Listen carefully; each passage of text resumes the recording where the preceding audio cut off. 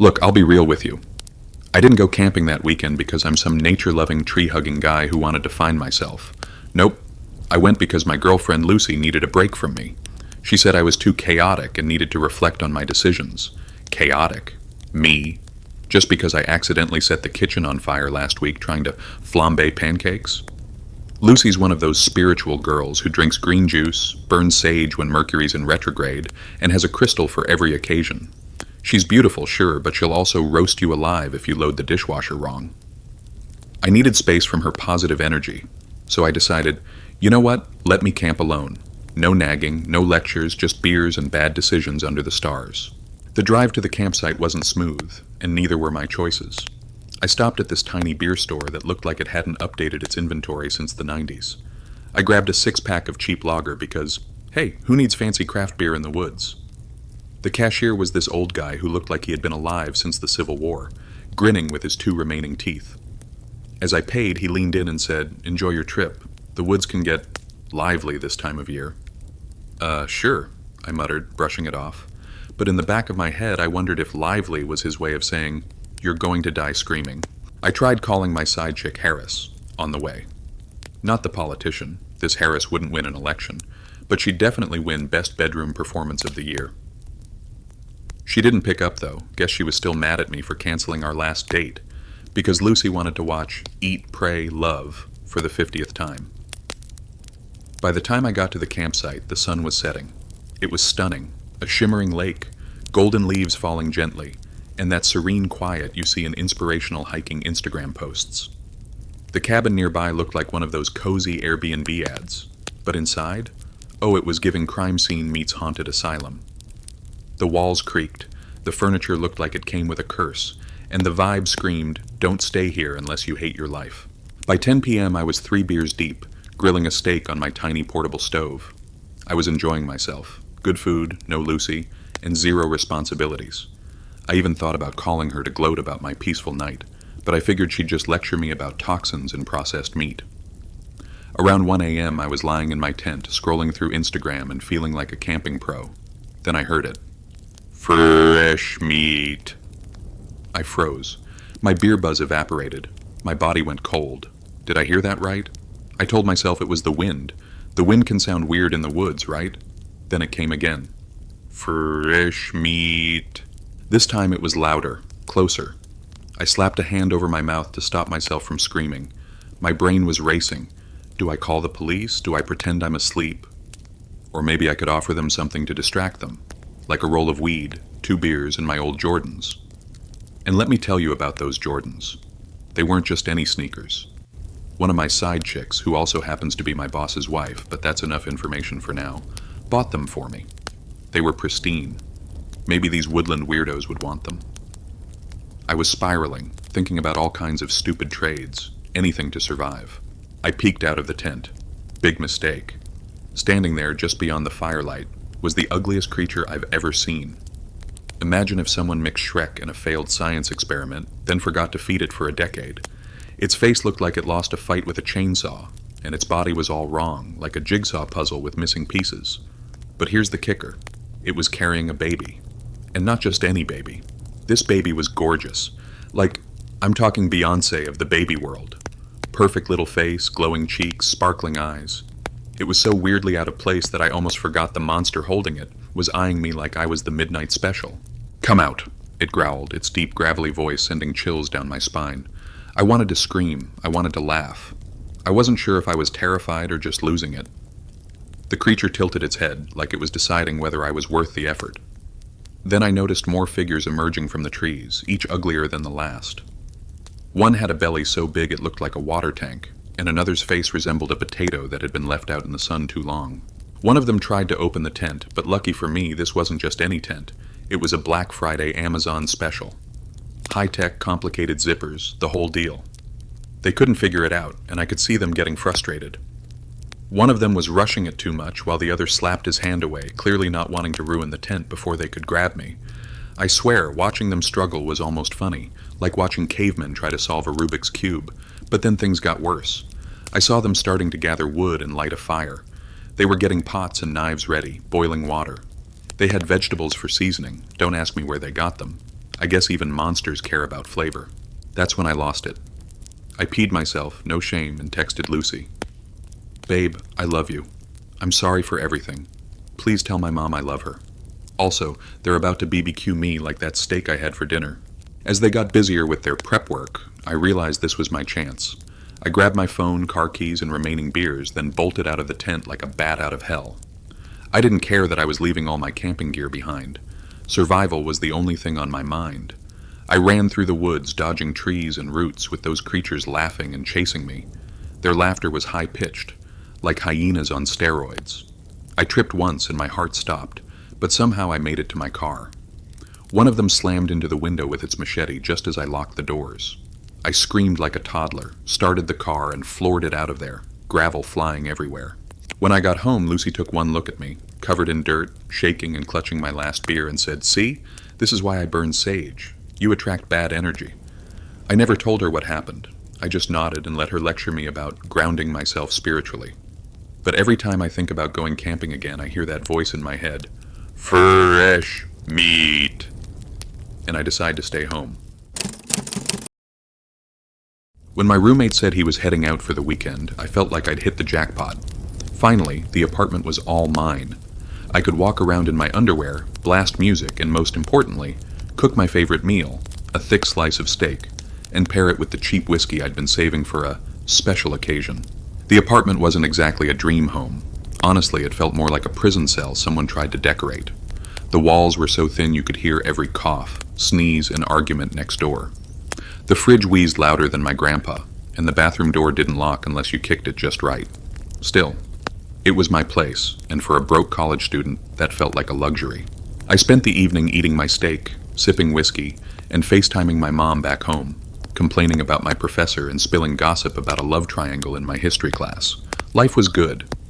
By midnight, I was tipsy, content, and ready to crash when I heard a knock at the door.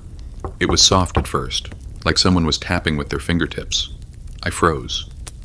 Nobody ever came over unannounced, and definitely not this late. I ignored it, hoping they'd go away. But then it came again, louder. I crept to the door and peeked through the peephole. A man was standing there. His hoodie was pulled up over his face and his hands were stuffed deep into his pockets. He swayed slightly, like he was trying to keep his balance. But what stood out most was his grin, a creepy, unnatural stretch of yellow teeth. "Hey," he said, his voice raspy like he'd been gargling gravel. "I think I left my phone here." I almost laughed. "Wrong place, I called through the door, but he didn't move. Instead, his grin disappeared, replaced by a blank, unsettling stare. "No," he said softly. "I think you have it. Let me in." Chills ran down my back, and I stepped away from the door, grabbing the nearest thing, a spatula. Not my proudest moment. He started banging on the door now, harder and harder, until it sounded like he'd bust it down. I called 911, trying to keep calm as I whispered to the dispatcher. Just as I was explaining what was happening, the banging stopped. I looked through the peephole again. He was gone. The cops arrived a few minutes later.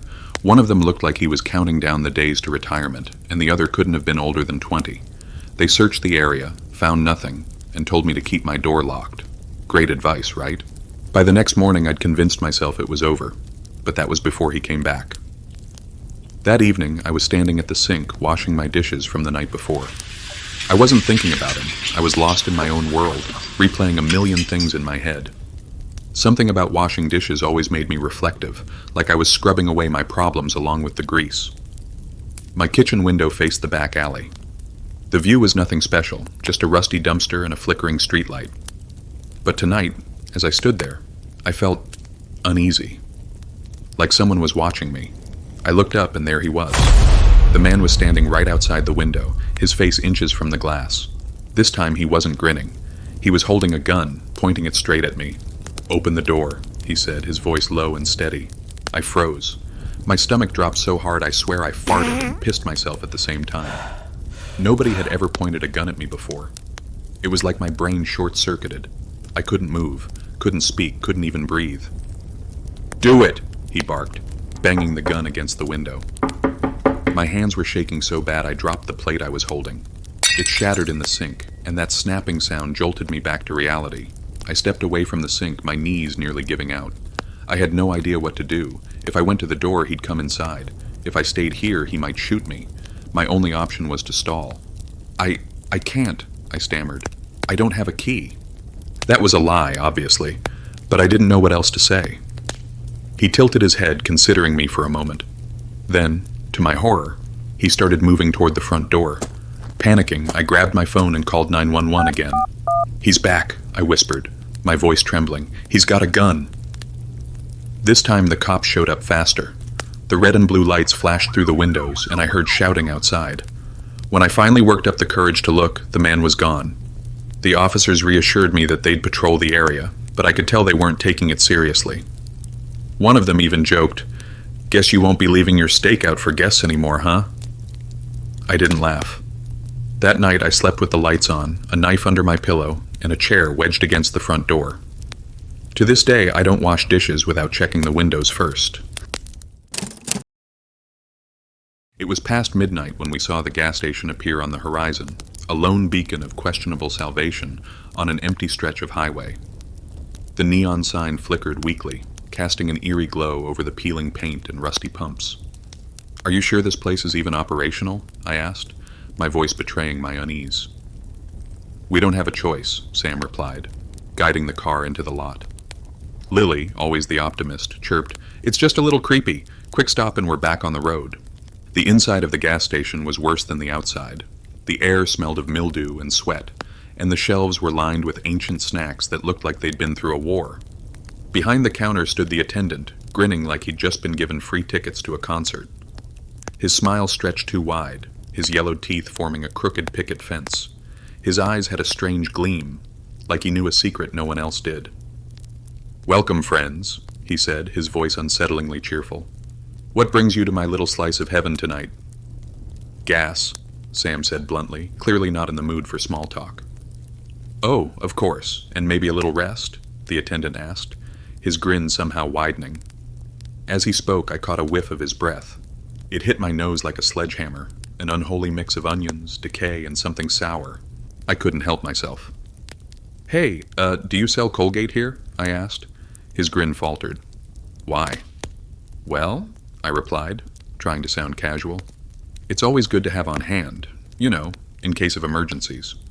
His expression darkened, and for a moment I thought he might lunge across the counter, but instead he laughed, a sound that was more unsettling than his grin. While Sam and Lily went to use the bathroom, I wandered the aisles, trying to shake off the attendant's unnerving vibe.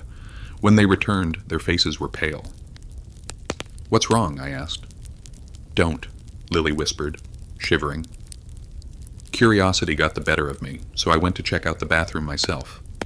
The moment I opened the door, I regretted it. The stench was unbearable, like rotting garbage mixed with cheap perfume. The floor was littered with condoms, used wipes, and a thong that looked like it belonged in a crime scene.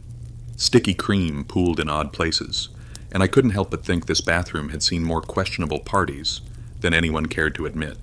"This place is a health code violation waiting to happen," I muttered, slamming the door shut. Back at the car, Sam tried to start the engine, but it refused to turn over. The attendant, who had been lurking nearby, lit up with joy. He looked like he'd just won the lottery. "Aw, car trouble?" he asked, barely concealing his glee. "Why don't you stay a while? Have lunch with me and my beautiful wife while I take a look." His beautiful wife shuffled out from the shadows. She looked like she had died years ago and come back wrong. Her skin was sallow, her eyes sunken, and her hair could be counted in strands. There were maybe 5 left. Lily whispered, "No way she's wearing that thong in the bathroom." Sam shot her a horrified look. The attendant bent over the engine, fiddling with tools while his ancient boxers peeked out above his jeans. They were white, or at least they had been at some point. Now they looked like they'd been passed down through generations and never washed. "What kind of psycho wears white boxers in a place like this?" I whispered to Sam, who stifled a laugh. As he worked, I decided to explore. I'm nosy by nature, and something about this place was off. Following a faint metallic smell, I ended up near a small storage room where they kept old gas tanks. The door creaked as I pushed it open, and the stench of decay hit me like a punch to the gut. Inside, amidst the junk and cobwebs, I saw it, a severed human finger. It looked fresh, the nail still intact. My heart raced, but I forced myself to stay calm. I slipped back to the car and quietly told Sam and Lily what I'd found. From then on, we played nice. We smiled, thanked the attendant for his help, and pretended everything was fine. But every time he bent over the engine, I couldn't help but notice his suspiciously outdated boxers, and wonder how much of this place's horror was his doing. Lily whispered, "What's taking so long?" "I think he's breaking it more," I replied, watching him fumble with the tools.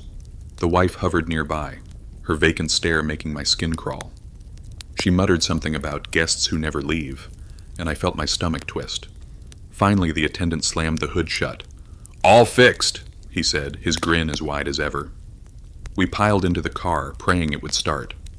When Sam turned the key, the engine sputtered, then roared to life. As we pulled away, I glanced in the rearview mirror. The attendant and his wife stood in the flickering light, watching us go. Their smiles never faded, and for a split second I thought I saw the wife holding something. A severed finger, just like the one I'd found. We didn't stop again until we were miles away. None of us spoke for a long time, but I knew we were all thinking the same thing. We'd come far too close to being part of a twisted midnight party at that gas station.